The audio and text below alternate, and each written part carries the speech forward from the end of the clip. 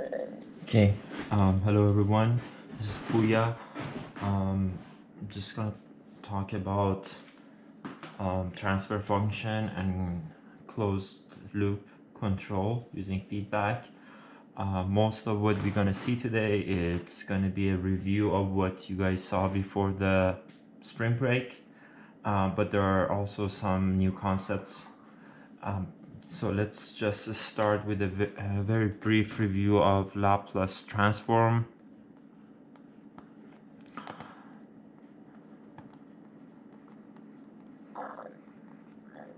I know that you guys are scared of this concept, but fortunately for this course, we don't need that much of knowledge about Laplace transform. The only thing that I want you to remember about Laplace transform, it's that it's a tool that takes us from time domain to frequency domain.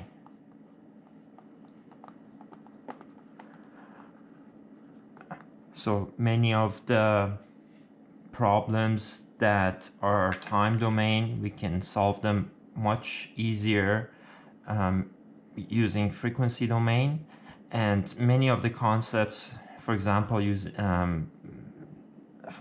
like filter design or frequency response of a system, we have to do it in the frequency domain. So like if we take the problem into frequency domain using Laplace transform, we can solve that problem much easier. Sometimes this is the only way to solve a problem.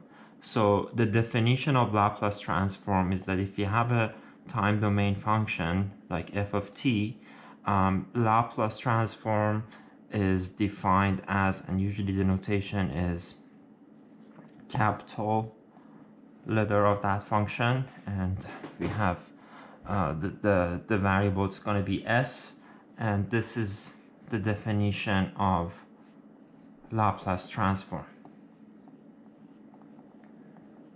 So if you take the integral of this function over time, when time changes from 0 to infinity, then that gives you a function in terms of s, and that's going to be the Laplace transform of f of t. For example, the most frequently used function in our course, it's going to be an exponential function. So let's assume that we have e to power negative alpha t, and we want to find f of s, right? So we're just going to do that using the definition of Laplace transform. So this is going to be 0 to infinity, integral of 0 to infinity of e to power negative alpha t times e to power negative st dt.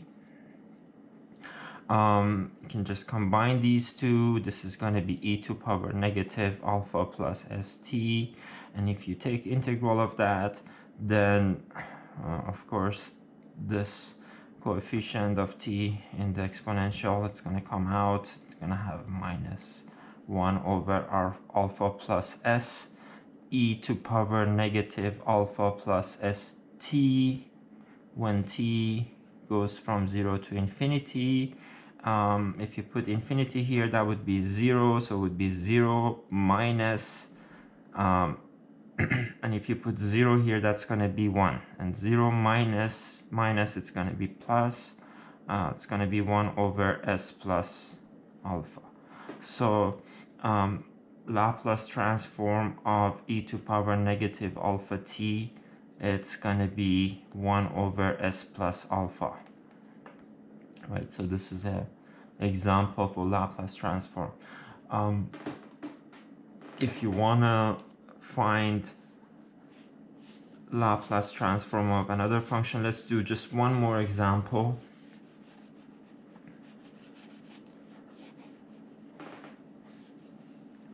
Make sure that you guys can see the whole board. Yeah, so maybe let me just like move this a little bit here. Okay, so let's just like do another function. Let's go with the cosine of alpha t.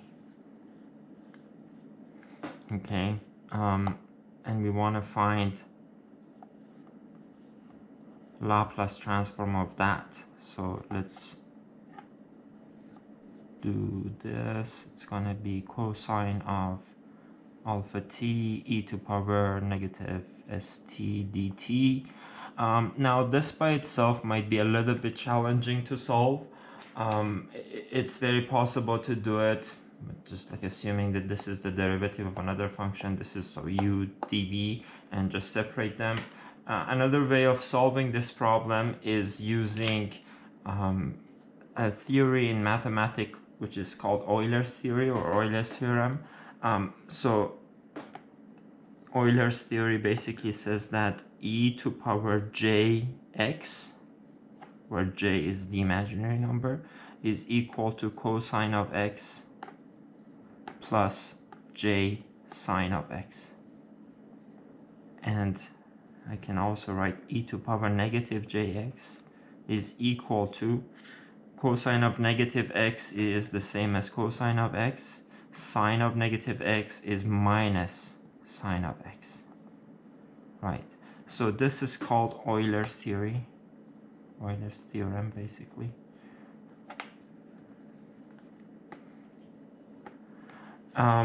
Now, using Euler's theorem, you can convert a cosine or sine into exponential format. So let's just add these two equalities together. If you do that, you would realize that if you add them, you see that cosine of x, it's going to be the same as e to power jx plus e to power negative jx divided by 2. That's one thing we can find from here. And also, like, if you subtract them, you can also see that sine of x, it's gonna be e to power jx minus e to power negative jx. So you can convert a cosine or sine into exponential format.